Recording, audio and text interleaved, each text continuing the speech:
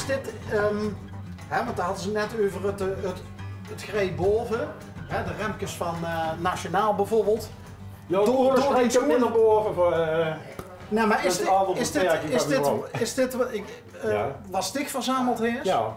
Dus dat heeft met die schoenverder niks te maken? Nee, dit heeft niks met die schoenverder te maken. En waar komt die liefde voor oorlogsgrij bij dich dan vanaf? Ja, eigenlijk ook op die een beetje zit. Vooral als ze wat verhalen en dan gaan ze verder zoeken. En dan proberen ze de verhalen eigenlijk een beetje bij elkaar te krijgen. En zo kunnen ze een beetje een totaalbeeld krijgen. En er zitten wel zoveel facetten aan. Die kan zich gaan richten op helmen, of richten op uniformen, of bepaalde emblemen. Dus hier dan ook bijvoorbeeld zijn een ganse verzameling alleen van Schotse beredemblemen. Oh, we zien er zo'n 150. Ik dacht dat we net de Schotten gehad hadden, maar er is nog veel meer. 150 emblemen? Ja, gemakkelijk. Nee, kijk maar. En daar is nog een pas een fractie van wat met name de Engelsen hebben. Dit is alleen Engels. Commonwealth. Maar ik neem aan dat de zoon dit niet met een metaaldetector hit op... Nee, dit niet. Nee. Hoe? Met, ja... Internet? Internet, ruilen, meerten. De gekste plaatsen. Je ziet, dat is nou Pastoor Vullingsplein. Oh, dit is het witprintje van Pastoor Vullings. Die heeft in de oorlog in het verzet gezeten en eigenlijk heeft de zaak voor het verzet opgezaten als het ware. In zijn contacten. Ja, hij heeft ervoor gezorgd dat veel mensen hier ondergedoken koesten zitten, hè? Ja. Met gevaar voor eigen leven. Onder andere, maar ook deelgenomen met het vluchten van de Franse soldaten bijvoorbeeld. Maar ook pilotenhulp. Dus algemeen. En dat is een origineel bedprintje? Dat is een origineel bedprintje, ja. Hoe het jaar? Ja, kijk maar. Ik kan er niet wel even goed pakken. Ja, we moeten corona-afstand houden. Hè? Ja, dus ja. Het is een beetje lastig. Nou, hoppakee. Maar bijvoorbeeld hier ook een veerman. Ja, dat is ook dan verzameld, hè? Als we nou echt, hoppakee. Dan kijk ik eerst even nog. Priestergewijd 1908. Ah, kijk. Ja. Ja, oh, hij is nog Belzen, is hij. Ja, hij is in Belzen omgekomen. In concentratiekamp.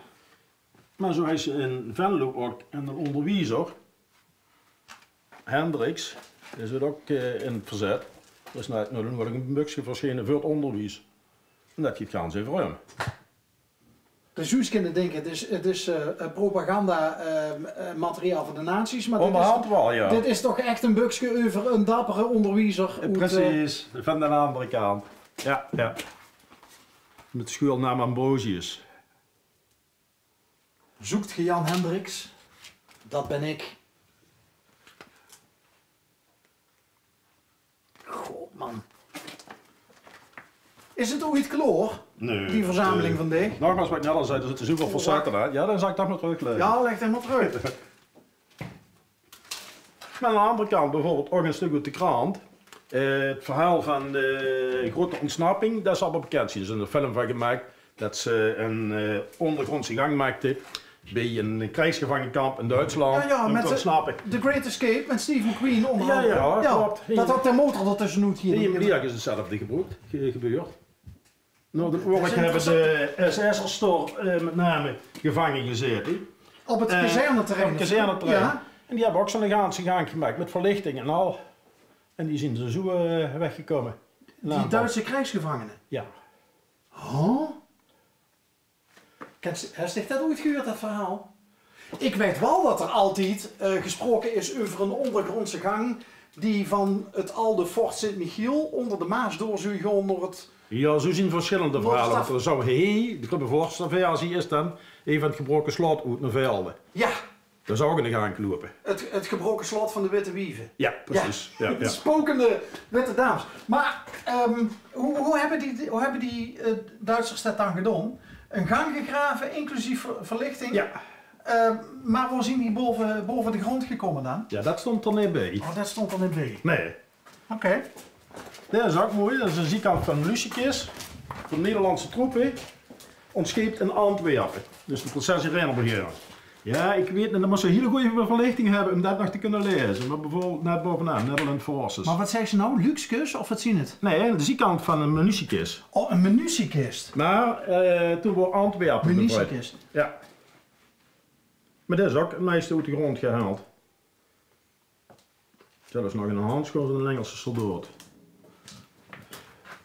Heb je wel eens dingen boven water gekregen die uiteindelijk terug zien gegaan door familieleden van militairen die in de oorlog gevochten hebben? Ja, ook een paar zaken. Dat klopt, ja. Dus name ook vliegtuigonderdelen. Ja, ja.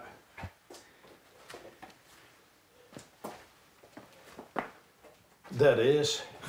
Dat is zitten. Dat is ook een mooi. Dat is ook nog natuurlijk verschenen van een Engelse soldaat die hij eigenlijk in de buurt gevochten heeft. En meestal hoor ik dat mensen zijn, bezoekers die Lottem komen. En op een gegeven moment komt hij ook in Lottem aan. Dan moet ze helemaal eens beginnen. Wat was ik te doen net Het wijs? antwoord. Even kijken. Getrouwd? Bedoel ze dat? Nee, Oh. ja, de antwoord. Oké. Even uur Ja, aan. ja, wacht. Ja, ik moet op. Ja. We voelden ons al beter. Na een uur rijden stopte de truck. De chauffeur riep Hereford's hoofdkwartier. Ik sprong op de grond en de jongens gaven me mijn spullen. Een schildwacht riep me aan. Ik deed mijn woord en hij wees me het inlichtingenbureau. Waar zitten we hier, maat? Vroeg ik. Het antwoord kwam moeizaam. Aan je linkerhand, heren, is het station van Lottem. Rot, provincie Limburg. Smerigste stinkgat op het vasteland van Europa. Je kunt het zo van me overnemen. Nou, leuk is dat. Ja, nou dan. Meestal vertrekken die van Lottenbach vrij snel daarna. Is dat zo, hè? Oh. Ik huur nog wacht dat er ooit een station in Lottem is geweest. Dat wist Ik ik ook ben niet. ook nog een zeker, dat is ook mooi. Dat is in een open kon Lottem en in de scheur heb je nog een oud Engels gasmasker liggen. Ja? Gasmasker, de rubberen schaamscore, dus wat dat betreft. Maar er is ook nog een penning aan. En de Engelse soldaten hebben twee van dat soort penningen met een nummer erop staan. En ene hebben ze om de nek.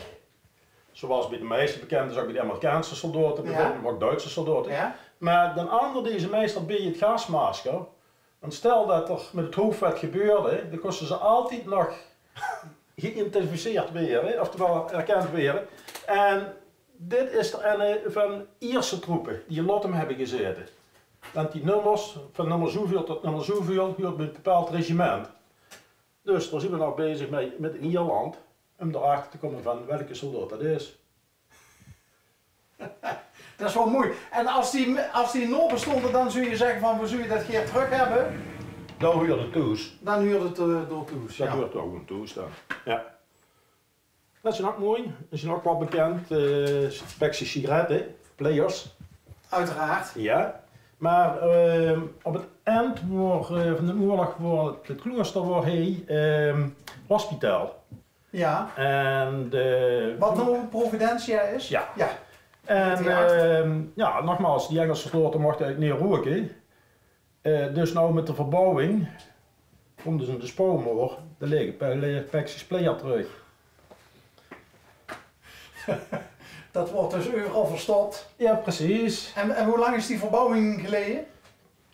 Wat is dat geweest? Een jaar of 5, 6 geleden. En kwamen ze toen direct naar dicht toe? Toen ze de Pepsi sigaretten vonden? De kok die inderdaad iets werkte, die Houser, was een goede kenner van mij. Dat is inmiddels gestorven. En die wist dat ik wat verzamelde. Dus op die manier. Maar nogmaals wat ik zeg, er horen eigenlijk allemaal verhalen bij. En dan begint het gelijk pas te leven. Ja, precies, hoe is het? Ja. Is er nou... Aan deze kant heb ik ook het kleinste voertuig van het Engels leger. Met een voertuignummer. Die werden gaans ingeklapt. Ja?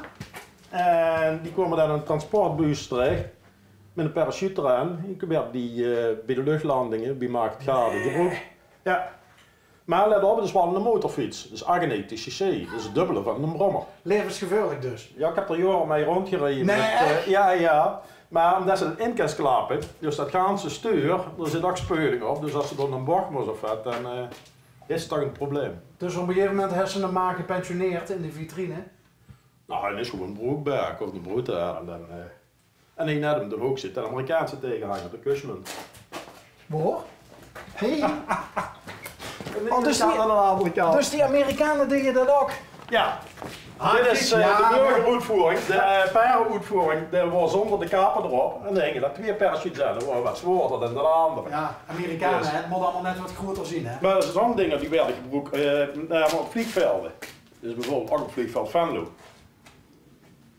Er zitten ook platen onder, PSP-platen zoals ze noemden. Die startbanen die worden gebombardeerd. En die moesten zo snel mogelijk weer die startbanen gebruiksklaar maken. Dus die werden gerepareerd met dat soort platen, die kosten aan elkaar te liggen. En die schildering van Bugs Bunny, is die origineel? Die is niet origineel, maar het was wel een van de eenheden van het Amerikaans leger die het vliegveld Venlo zoten. Ja. Ja, maar het staat tak. Ja. Hier is ook een vliegtuig neergestort, een Lancaster. Dan is de ganse achterkant van het hoest iets scheef. En ja, daar liggen ook onderdelen van. Maar is de heet tegen het hoes aangeklapt? Ja. Hier bij het veer is er ook een neergestort. Aan de Veldse kant, in de Whitley. Daar ligt nog de laatste aantekeningen. Het logboek, de richtkijker van de mitrailleur, de horloge van de piloot. Ja. En dat zijn er nog vraagstukken van die erbij zitten. Ik denk dat we nog moeten uitscheiden, want nee, mensen moeten ook nog een beetje zin hebben om eens niet hier bij die aan te komen bellen. Maar dan zit dat je nog andere vragen. Dan mogen we even in de catacombe kijken.